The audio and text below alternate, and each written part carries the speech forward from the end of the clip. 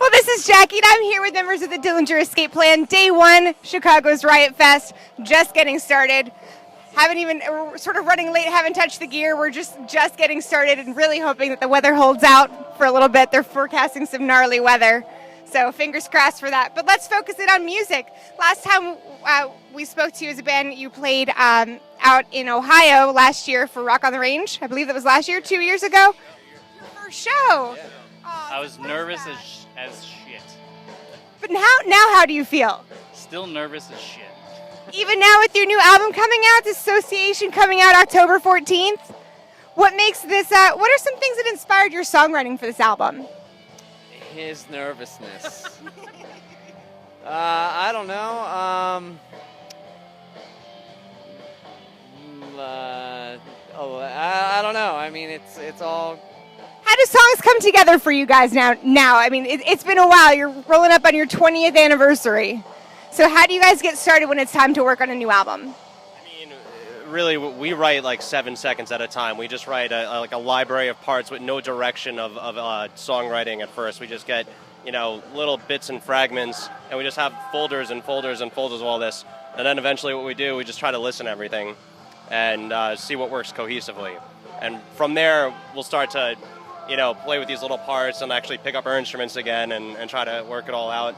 And finally, it's a song before you know it. And just kind of pull them all together into something that sort of sounds like a song, and then everybody gets a link to the Dropbox, and they kind of do their little exquisite corpsey part to it, and hand it off to the next guy who does his little part to it, and then you get a mix back, and you're like, oh, wow, what you did was cool. And I don't know, it's very... A little bit of everything. It's just a little, it's unique to us. You've got your system and it works.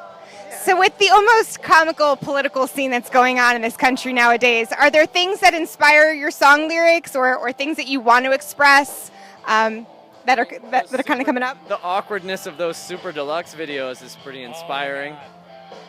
Yeah, I don't know. I mean, there's really no. It's way more personal than that. It's not like time stamped to be like, this is a political revolutionary song. It's like, no, man, we're so in our own heads, and not to say that it's like an ego box, but like everybody else can write. That's what the news is for.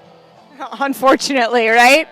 So how is Dissociation sort of an evolution from way back 1999's Calculating Infinity? How has your sound changed? How has it evolved? Well, this is the third record we've had a consistent lineup in terms of writing the material. So, having said that, I feel like we've evolved, and our chemistry has evolved as a band, and just playing as many shows as we have for years has really made an effect on how we are now writing tunes and how we're just meshing together. And I think we're the best we've ever been now. And personally, I think if you ask any one of us, this is probably all of our favorite record collectively. I think there's a lot more like, how does this part feel versus how does this part sound, or like what's happening in the part. It's like, it's more about like, can you imagine playing this and what that mood is. Yeah, I think it's just a little bit more emotional or something, less heady. Speaking of emotions, what is the plan for Party Smasher, the label, after this last album? Oh, that's a Ben question.